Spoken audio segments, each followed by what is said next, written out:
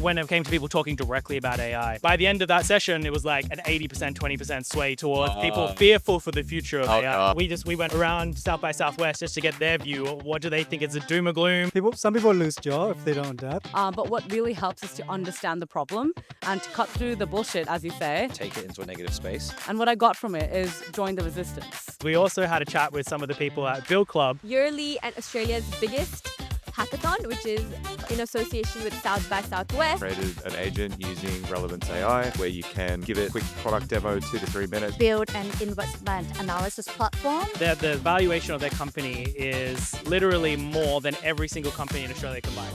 It's this circular economy of the money just swirling around, but everyone's saying that's how much the valuation is. We wanted to imagine the world where, robots and agents are our companions and our co-creators. Hey folks, it's Mark here from Digital Nexus podcast, and I've got Chris just trying to turn his mic on, but you should be hearing me. And we are here. Mic on, and it's starting to rain. There might be a bit of hail. I don't know. Why? It's crazy, but you can see a little bit. Maybe can they see the Tumbalong Park? You can just see Tumbalong Park in the background. I might be in the way. Just over there. Get out of the way. This is where the main event is going on for South by Southwest. Some singing, concert work. L'Oreal has a cool little pop-up booth, and when I say little, it's large, and there's a big line around it and stuff. Combank is down there as well. Adobe, TikTok. A little underwhelming compared to previous years, so I know that. In terms of the outside stuff? Yeah. I know. So I was here back in the very first South by Southwest that Sydney hosted. 2023. Yep. And I think they had a lot of investment and excitement that was going onto the event. Probably a lot more chaos, I would say, but there was a lot more going on during that time. Here, it's a little bit cut back. There's only 4 big stands for you to visit and interact with anything. And even then, the stuff that they're sharing and providing, it's not that amazing. The one thing I will say they did better this year is they partnered with someone, and I can't remember her name. I got someone from Austin, Texas, who manages the big global South by Southwest event, to come down to give some advice for the people here. Good. And the big advice that she gave is more free booze. So what I have noticed this year compared to the last couple of years is that there's a lot more stalls around for having a free drink. That's what it's all about. Amazing. Yeah. Well, I thought you said more free booths. No, booze. Booze. Get the alcohol. It's something I wish I had in my hand right now, but I do not. Totally fair. I mean, for me, what was interesting was that whilst I don't know if it has been less tech related stuff. You'd think there'd be inundation with AI, but unfortunately, some of the events, and this is my only kind of gripe, they're all at the same time. Guys, we wanted a track where it's it's AI event after AI event after AI event. Instead, it was 3 or 4 AI events all at the same time. And it's just you want to go to support your mate, but then you want to go to some other talk. You just couldn't. That's been a problem with most of the events. It's even the last couple of years is that perfect balance between time slots of the things that you're interested in. There has been a lot of AI though. Don't get me wrong, it has been, I would say 60% of the talks have some kind of AI focus. And even if they're not about AI, they end up drifting towards AI. So in fashion, what do you think about AI? And it ends up being there. There was a film thing that was presented where it was film and AI. So it can't be avoided. And we've done a lot of interviews you will have seen just prior to this, or is it maybe it's after that it comes out, but interviewing people that I'm getting the heavy rain here, but let's see. It's starting. The hail may be coming, folks. We could move back that way. So it rained really hard. It slowed down now. We might be in the eye of the storm. I don't know, but downstairs, the events have kind of paused it a little bit. That's something that AI can't solve just yet. But there was something in terms of physical AI that NVIDIA was talking about on That stage. was pretty interesting today. Them getting up. I mean, there's a lot of the stuff I had seen. They've been promoting a lot of this quite of late with, seeing them accelerate out of nowhere. I won't say nowhere, but they have accelerated from not the mass big conglomerate. I saw a post today that said the valuation of their company is literally more than every single company in Australia combined. Plus than 100 million. Yeah. Now I've seen question marks as well around NVIDIA's paying ChatGPT to not paying, but they've got a deal where ChatGPT uses their servers and hardware and stuff. Yeah. And so it's this circular economy of the money just swirling around, but everyone's saying that's how much the valuation is. It's a really good article on that. We'll share it in the show notes. Definitely. But regardless, I mean, even if it is overhyped and stuff, you can't deny the value that people are finding from working and using these tools. They are, you've got ChatGPT or OpenAI, and you have Anthropic and all these organizations at the forefront of AI, but none of them can get to where they are without the technology that they're being provided by NVIDIA. They were saying even like the early day of ChatGPT, they were using something upwards of 10,000 GPUs. So you can't imagine how many GPUs they're using now in their current models globally. So it is literally at the foundation of every single enterprise AI business. Exactly. And I think there's a whole lot of like interesting stuff that's going on out there in terms of like people that are bringing, whether it is like the hardware and software together, or it's like people at South by Southwest. There's like, we were speaking with like some some gaming founders and stuff, and just questions around how do they see AI? And they're like, they find it interesting, but what's going on right now is they're trying to find a way that it basically, NPCs are part of all of this. And, we just had an NPC walk past us. I'm joking. I'm joking. Okay. Public space, it's fine. Public space, and everyone can walk past, so it's totally fine. But like the interesting thing is like what happens when you actually have a whole lot of these like folks that are doing things in the space that are NPCs. No, that's okay. We are filming in a public space, so it's totally fun for people to walk through here. But the thing is, like, I think that whatever industry you're in, AI is going to play a part of it. Basically, that's all I'm trying to say. So people are trying to be very pragmatic with it. They're not just trying to throw AI into it, even though it is there and stuff. They're like, well, do I really need it? And even in the gaming space, where it could be very easy to just like add an LLM to the NPCs playing around in the game, they're being very pragmatic. So I like that. I noticed the big theme around a lot of the discussions that were actually happening when it came to people talking directly about AI. You had a small group of people who are very pro the change, and then another part of the group who are going, it's doom and gloom, we need to watch out, it's killing creativity. What was the join the resistance is a term that we heard. That was one that we heard. I watched a debate, which was, the room started off very divided. It was like 50-50 negative, 50-50 kind of like, yeah, it's going to help the future. The debate occurred, albeit I think the debaters who were on the pro weren't exactly the strongest. They were talking a lot about how technology has evolved over the years, rather than to talk about the impacts that AI will have on us in a positive way, touching on the key themes and issues. Whereas the people in the negative then got up, journalists, people who are like having a lot of direct problems with AI and worrying about their future. It was like jokes, really well presented. And by the end of that session, it was like an 80%, 20% sway towards people fearful for the future of AI. Oh gosh. That's it. I think it was also like not being mean to the presenters, but it didn't seem like it was balanced from what I'd heard. Yeah. Well, no. So I kind of agree with that. There was one of the keynotes at the start of the week. Mo Good Up. Yep. The famous Mo Good Up. He had an incredible speech that he gave around the start before he sat down and did like a bit of a back and forth and answered some really nice questions. I half expected him to get up and be like doom and gloom. If you hear a lot of the ex-Googlers in AI, a lot of the other AI people coming out saying it's doom and gloom, AI is going to take over, AGI is going to destroy everything. He had a much more positive mindset, albeit he had caveats like we're at the precipice now where things could go either way. It could go really bad for us if we don't consider what we're doing with it. It's kind of like, when we discovered fusion. We could either make nuclear power plants and provide rich energy resources that can change the world. You're comparing AI to the nuclear bomb. Exactly right. I have become death, destroyer. Yeah. And but instead he was like, we're at that precipice. We have the chance to make something really special and really unique, and add, he touched on IQ, add IQ to the things that we're doing. Right? If we're smart people, everyone here is quite smart. That's 80% extra IQ points that we could be taking into every situation if we do use it in the right way. If we partner with it, if we treat it like a companion rather than something that is just to be feared, object or to be feared.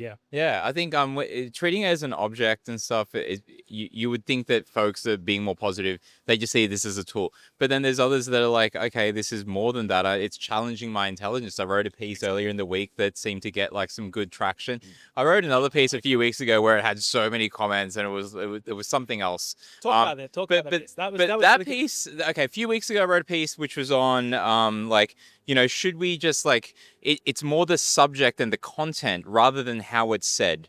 should we just ignore the fact that, oh, whether there's an M dash or a Oxford comma, all these tells where it's like AI. If something is actually of value, for me, I don't care whether there's an AI in it or not, but like for some people that they do, and it just kicked off a storm of people that are like really like on both sides, more positive than not, which was really interesting. Yeah. But there were a lot of folks that were like, wow, this is like, what are you doing? This is no way. We shouldn't have this. Just don't write with AI. Which then led you to do this recent post that you did talking About around... co-intelligence. Exactly. And it's interesting because I did that post on the Monday or the Tuesday, whenever it was. On the Tuesday, maybe it was a Monday. And then the next day, the first few events that I went to, some great podcast stage where it was like Graham Kenny and Ghana Prabhana, and they're both researchers in the space, and it was about co-design. These should be co-intelligence type things. And my post was about recently, you've got humans that are really good at their intelligence. We're good at things and better than machines at some things and worse at machines at others.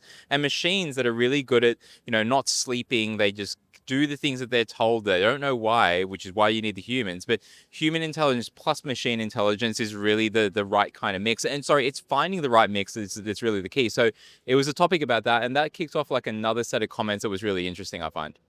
It's an interesting conversation that's having, is like, and we went around and had a couple of conversations with people around South by Southwest just to get their view. What do they think? Is it doom or gloom, or is it going to be all happy chappies depending on what we do with AI? So we'll check those out right now.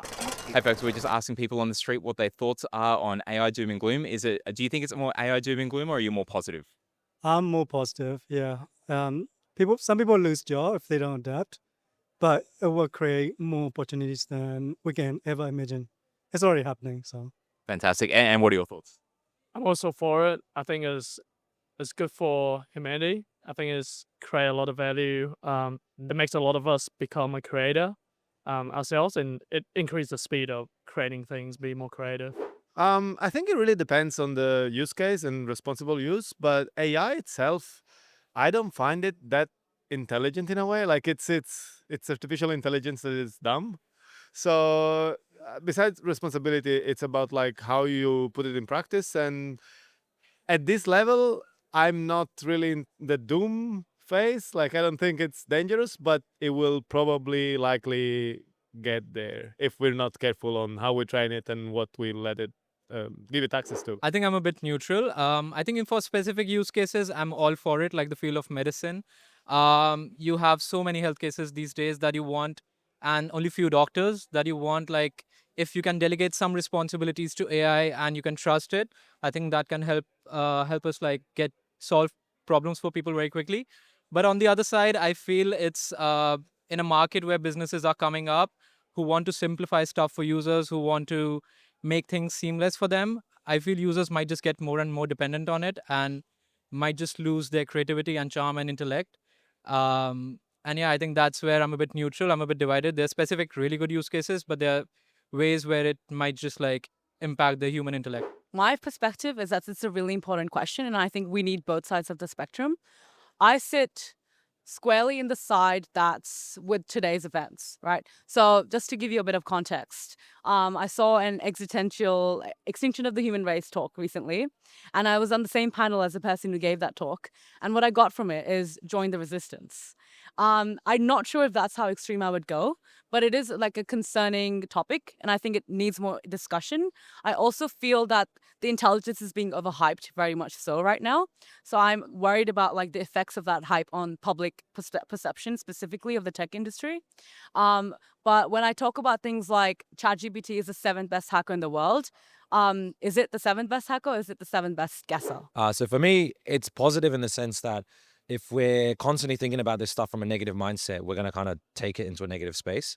So it could end up negative, but I just have to feel positive about where the technology is taking us. I guess from working in it for a bit and seeing the entire picture, my opinions on it is it's very interesting. I'm sort of like in the middle where we're at a crossroads where if we can steward it really well and do it wisely, we can get to a really good space. In terms of getting the perception out there to the public about what exactly you're solving, I think being really direct with your product market fit is really important. At Kinso, like we always have a lot of done like user research and also personal lived experiences of our founders and the founding team. But what really helps is to understand the problem and to cut through the bullshit, as you say. It's more about the end outcome instead of the AI you're using to deliver it. So oftentimes you see businesses that glorify the AI instead of the value that you provide as a business. And that's what we're focused on, right? Like, how do we provide the best value possible to our customers? There you go, folks. Some amazing talks and interviews. Actually, you know, seeing what some cool people in this space are doing, and all here at South by Southwest. What do you think, Chris? Well, I really like it. It aligns with my view, and it aligns with, I guess, what Mo Goddard was talking about, which is we're so early. We don't know what is going to happen, right? AI is still like a child. We still have to ask it questions like, explain it to me like I'm an old person, or explain it to me like I'm a 2-year-old. It needs guidance. So right now, anything can happen if we do the right thing. And so it seems to be a lot of the consensus. I'm not sure we could make the right choices and take us in the right direction, or we could end up creating another nuclear bomb. Like I'm kind of on that fence too. The choice is yours. The choice is yours. But I think that you're absolutely right. Like these things are still early. There's a whole lot of stuff that we could still be doing and stuff. But there's what I got from all of this, that there's more people are positive about all this space than not. Yeah, and there's a lot of creativity. There's a lot of like pragmatic people thinking about these problems, and they're founders, incredible specialists who are doing amazing things. They recognize it's a problem, and so they want to solve for it. They're not just like out there just building without any kind of like restraint. They're actually trying to be very pragmatic, and I like that, and I think that's the way forward. And it's about like actually getting usefulness out of like what it is that you're building, AI or not. Building for purpose. Building for purpose. Which is a great sideline, because we also had a chat with some of the people at Build Club, which is doing some really fun little event right now. They have a bunch of people doing a hackathon, and that hackathon is giving people the option to create some unique things utilizing AI, of course, or building for AI. Check out some of those items out. I am with a Build Club representative in Saanvi. How's it going? Hi everyone. My name is Saanvi, and I'm currently one of the founding members of Build Club. I think it's amazing what you guys have pieced together, not just the hackathon that we've got behind us, but all the other things. And we've been involved in a few things like the education work with, you know, the content there, and also looking at new things like new product launches that'll be coming out your way. Although, you know, by the time this comes out, the product will have been launched, so you got to go check it out. Can you tell us about today? What is going on here? So basically today everyone is hacking around. So we are running our yearly and Australia's biggest hackathon, which is in association with South by Southwest and the National AI Center, as well as Build Club. And we're basically hacking on the theme of supercharging your work with AI. And everyone is basically hacking around for that. I think it's amazing. When did they start? They started today at 9 a.m. And what time are they finishing up? Today at 5:30. So we only have a few hours left. So we've been interviewing people. So mind you, when you see some of the other parts, like people were like in two minds, like they've got to finish off their build. Or some, as you saw, they were like trying to get the AI to work faster because it wasn't working fast enough. But have you seen some interesting ideas here so far? Yes, like some really, really cool stuff. People are going from like language products, like language translation products, to robotics, to you know, how an AI agent can make your marketing faster, streamline product management. So everything. We have 5 key challenge themes, and they're trying to work under those. But yeah, it's amazing. And what are you looking forward to the most? Like, so when these present, the top 5 are there, and then there's like a further kind of judging tomorrow. What happens beyond that? So honestly, it's up to them. So actually, one of the top 3 prizes for the top 3 teams is that they will get specialized mentoring from Antler, which we all know is one of the biggest VC firms all over the world. And the top team will actually get a direct interview with a partner with Antler. So if they want to actually make their product into like a proper business, then they can do that. And other than that, we also have various other prizes. Like we're working with Relevance AI, Lovable, and everyone to give prizes to the top teams as well. So yeah. Looking forward to seeing what comes out there and stuff. And in terms of like Build Club, more on the events, because and even just like not events per se, but just the gatherings. How do people find out more about Build Club? Because you guys have just been growing and growing, yet there's still so many people that are untapped. So how do they find out about events or gatherings with Build Club? Yep. So we have our Luma calendar, which is accessible to everyone, and we already have like 13,000 subscribers on that. So if you want, we'll link that below wherever. So you can click on the Luma calendar. So if you're based anywhere in the world, we are in more than 50 cities.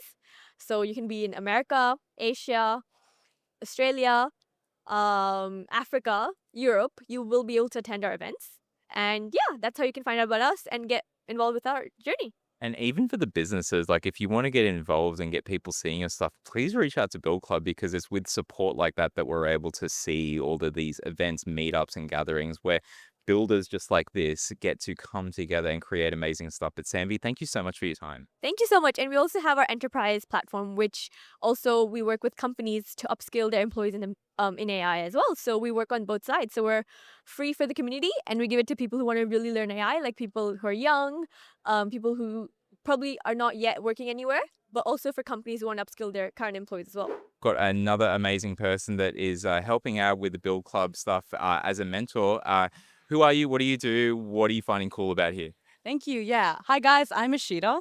I'm an engineer at Kinso AI, and I'm just here helping as a mentor these amazing teams who are working on some really cool ideas. Yeah. How are you finding it so far in terms of what folks are building? It's bloody awesome. So I just talked to a group that's building AI on a walkie-talkie. And I mean, that's just like one encapsulation of the kind of ideas I'm seeing here today. There's stuff in health tech, there's stuff in robotics. It's insanely talented, and I'm excited for the judging. I think it's amazing to see all the different groups that are supporting this space. And can you tell us a bit more about what you guys are doing at Kinso? Yeah, awesome. Of course. So Kinso is a startup. We're building across the communication space. So we realized that there's an insane problem that many of the founders and high network operators face, where they have such inbox chaos that it's impossible to get what they need done in a day. So we're solving that problem by bringing all of their and messages into one place, and then putting an AI on top that surfaces what's important to them every single day.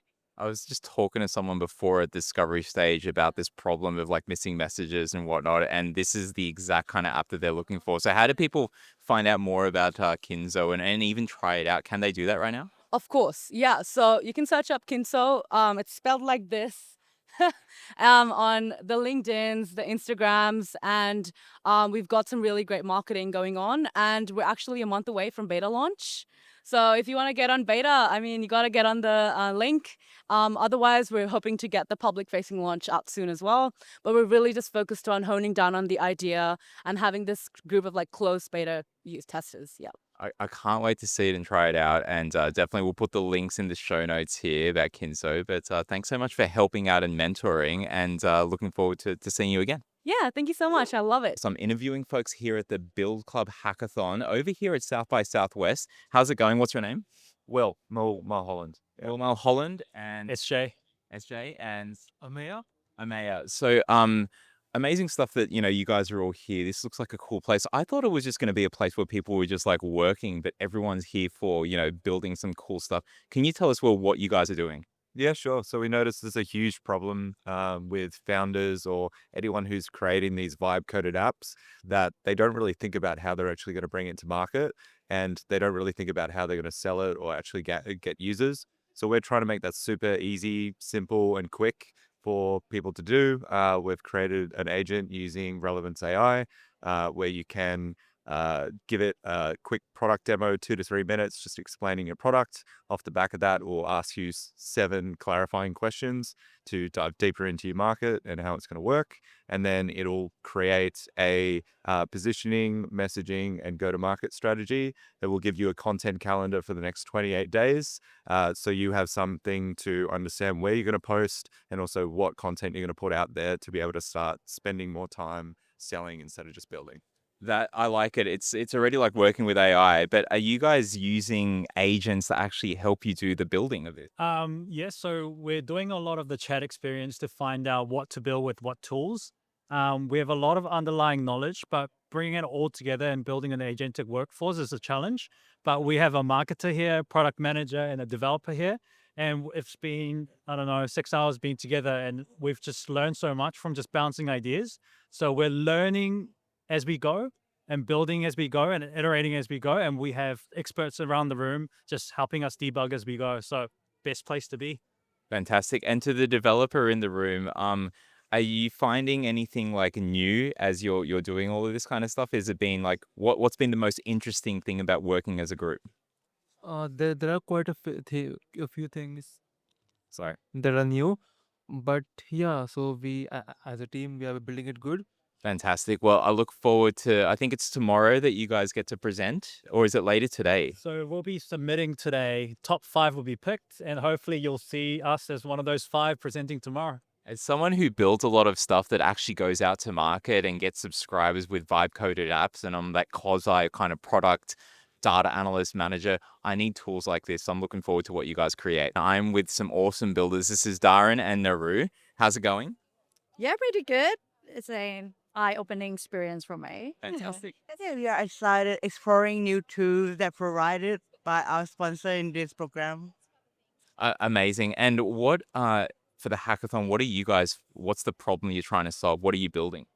Yeah, so we pick up the investment track, but what we're trying to do is we want to build an investment analysis platform, not for like a big companies, but it's for more inclusive, more financial inclusivity. So we target the small businesses. So this is going to be a platform that provide opportunity for investors to scout the potential small businesses, which for them it's really hard to get funding. But we're trying to build a platform where we will leverage LLM to like analyze their online reputation and use that to be their reputation credit. And this is gonna, so hopefully this is gonna open more opportunity for them. So the investor can scout to potential business and offer them loan opportunities, funding opportunities, or even the franchising opportunities. Fantastic. I think that sounds like a great app. And what's your role in, what are you doing as part of the build? I'm trying to use Firecrawl to scrape data from TripAdvisor, which include restaurants in this area to combine with her process of analysis. And how's it going so far? Like, do you guys think you're going to be able to finish on time today? To be honest, this is my first hackathon, and someone who just doing select star from table 3 years ago. And I just like finished my first Python loop 2 years ago. This is quite a very big leap for me. But at the same time, and we know that this is our opportunity because now there is no coding barrier anymore. So yeah, and I'm a researcher, so I'm studying research at the uni.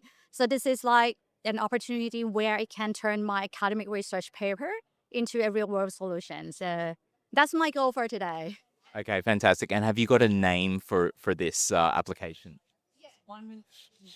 Is voice to value. So we use a consumer voice and turn it to business value. So that's voice to value. You heard it here, folks. Voice the value, and you may see it at a store near you. Who knows? Thanks very much for your time. Here with another great group. I think they're called .local, but the name might change, but we'll see how it goes. If you could introduce yourselves and what you're doing as part of the hackathon. Hi, I'm Karui. I'm like an MLE. Hi, I'm Kobina. I'm an AI research engineer, and for the hackathon, we are building a website localization agentic application that essentially helps with the localization of websites to other regions. Hey, I'm Kevin. I'm a data science / engineer. Currently helping out with the implementation on the back end, doing like testing, getting sample files and websites that we can use as examples for the demos. Hey, I'm Michael. I'm here as a latecomer, and I work for Propeller Aero as a software engineer. And my job here today is to make the app look pretty and just look pretty myself. What would you say has been the biggest challenge, and this is for anyone here, of what you're building so far? We mentioned just before the show that we're trying to whip it to get it to go faster. Is it that, or is it some other challenge? I think for us, since we're trying to localize websites, there's a lot of nuance involved. So thinking about all the different aspects, like, I don't know if you know, but recently Apple had this ad that could not be aired in South Korea. The pinching motion, right? So dealing with nuances that might extend beyond like the context that whatever the LLM knows. Definitely a pain point that we experienced early on was just finalizing how we wanted to proceed.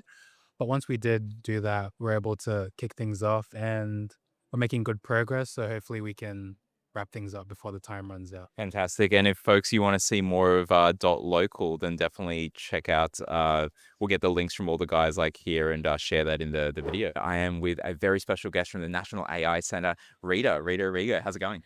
It's going really well. It's so exciting to be here at South by Southwest. You know, I've been working with robots, agents, lunar rovers, and now we're hacking some of the most amazing solutions that you're going to see on a Saturday on the discovery stage. So, yeah, it's been super exciting. I think it's been awesome because we were literally at the discovery stage watching you on stage with not just like human presenters, but two robots, like a humanoid robot and a dog. What was going on And there? a rolling one.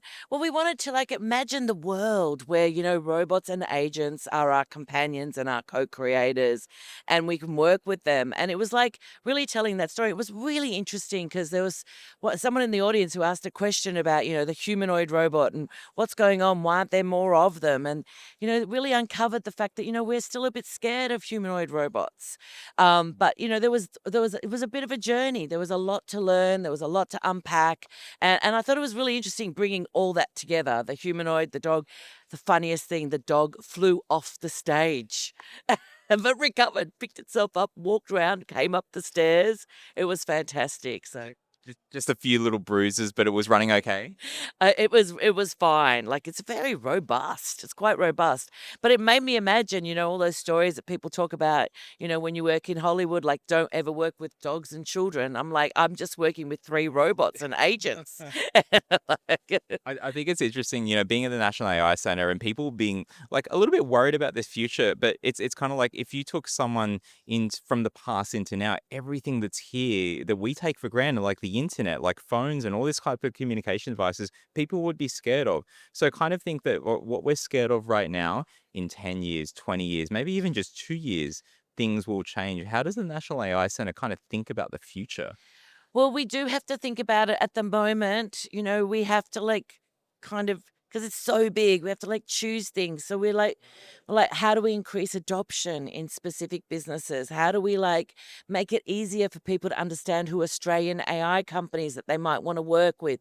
We use themes, so lots of thematic stuff, you know, like AI for safety, AI for climate tech, AI for health, so that we can really make it easier for people to unpack the broadness of it all.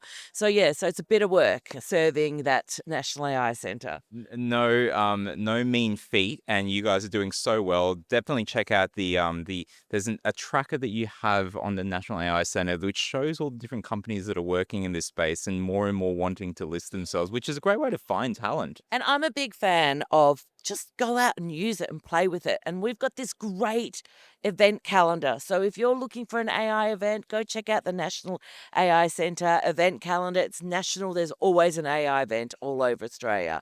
So get involved. And what are you vibe coding and building something here, or with Lovable or Bolt or? I'm a big fan of Lovable. So, like, I met the Lovable guy. He just thought I had a crush on him. It was really crazy.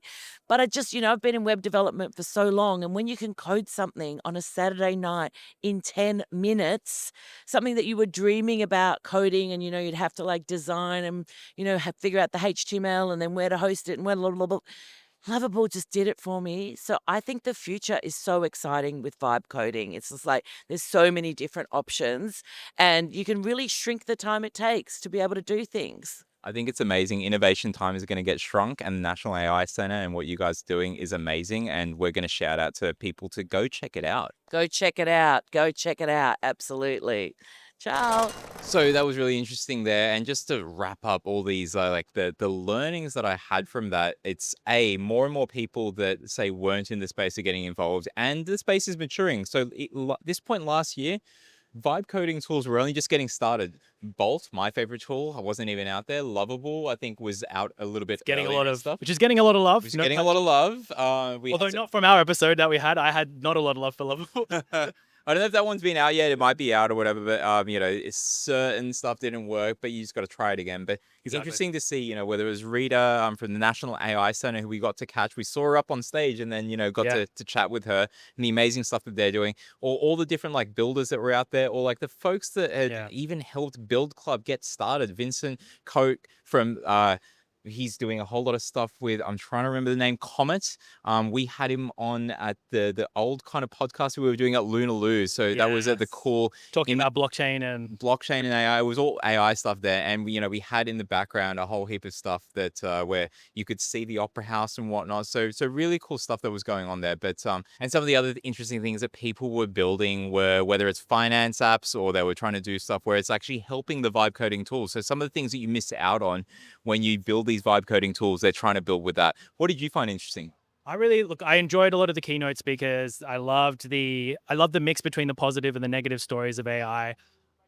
The things I was most inspired about were the amount of founders here who are actually trying to build new and inventive stuff. If you go up to the innovation hub that was up there, some really interesting people building some freaking cool things, from robotics through to, just the SaaS products that help make people's lives easier, whether it's running business, building education platforms, etc. So I was really, really surprised to see the volume of people who are building products that are practically out there for us to utilize. And how funny was it that we went around to do a couple of these, vox pops, just asking the AI doom and gloom kind of questions as well. I'm not sure where it is in this episode. Which you just watched. Which you just watched. But what was fascinating was when we spoke to them after, we had the AI doom and gloom kind of questions. They just were random people, but it turns out, one's doing AI stuff at this firm. The other one's building with AI inside of their tool and they're presenting tomorrow. So there was really there's AI everywhere, even if it's not on the tin. Exactly. So it is becoming more and more a foundation of the work that we do. Even if we're not, like you said, we might not be building a business about AI or for AI, but it is a byproduct for how we manage, how we build, how we optimize the processes in a positive way. And this will go out in terms of this episode. The Build Club will have already launched their product, which for us in real time here, past Mark and Chris, is next week. But the cool thing was that, they got to bring all these people together. They're now in 50 countries. They're doing stuff across the Australian states, in the US as well, running events in San Fran and all that. So really great to, get involved. And, we've done a few things there and we're in the background. You'll see some stuff going on there, but I think it's really great to connect with the folks in real life. There's a lot of online conversations and stuff, but it's not until you come in real life that you see these people, and people that were flying in that were initially helping Build Club, get to where it is, and just great to see everyone still connected. Exactly right. Hopefully we'll get to actually speak with Annie Lau next week, and that'll be an episode to come. It'll be quite exciting to have that conversation around how they've grown. Looking forward to it, folks. Thank you, everyone. This is Mark and Chris at South by Southwest, Sydney 2025. Catch you in the next one. See you next year.